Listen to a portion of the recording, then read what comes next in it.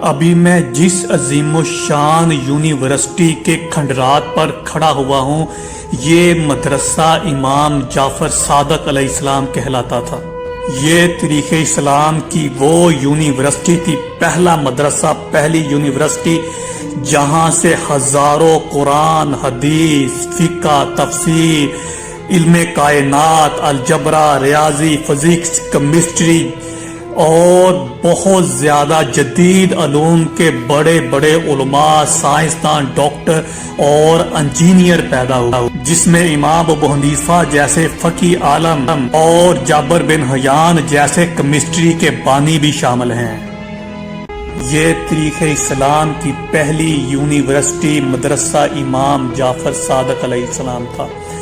یہ وہ کھنڈرات ہیں، یہ وہ واقعات ہیں جہاں پر کبھی عظیم و شان وہ عمارت قائم تھی، وہ مدرسہ قائم تھا جس نے ہزاروں طلباء پیدا کیے، جس نے علم کے سمندر بہا دیے، جس نے بڑے بڑے فقہ کے، قرآن کے، حدیث کے، تفسیر کے، سائنس کے، فزکس کے، کیمسٹری کے علماء اور سائنسدان، انجینئر اور ڈاکٹر پیدا کیے۔ یہ مدرسہ امام جعفر صادق کی باقیات ہیں۔ یہ ابھی طریق ایئرپورٹ، پرانا ایئرپورٹ روڈ پر یہ واقع ہے۔ سیدنا امام جعفر صادق علیہ السلام 17 ربیع الاول 80 ہجری میں مدینہ میں پیدا ہوئے۔ آپ کے والد جناب امام باقر، امام سجاد، امام زین العابدین کے بیٹے تھے۔ آپ سید الشہداء جناب امام حسین علیہ السلام کے پڑپوتے تھے۔ آپ کی والدہ جناب ام فروہ سلام اللہ علیہا قاسم بن محمد بن ابو بکر صدیق رضی اللہ تعالیٰ عنہ کی بیٹی تھی، اور اسی مدرسے میں یہیں پر آپ کی آل میں سے جناب علی عریض رضی اللہ تعالیٰ عنہ علیہ السلام کی قبر مبارک بھی تھی۔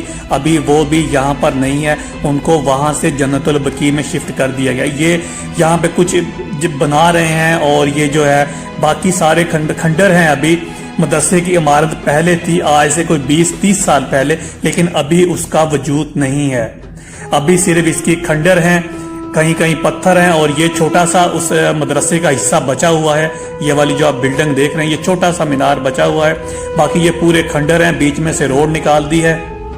آپ علیہ السلام نے کبھی خلافت کی طرف توجہ نہیں دی، اور اپنی پوری توجہ علوم آل محمد کی ترویج کی طرف مبذول رکھی، اور علم کے اس سمندر سے ہزاروں بڑے بڑے علماء جو ہے وہ پیدا ہو کر نکلے۔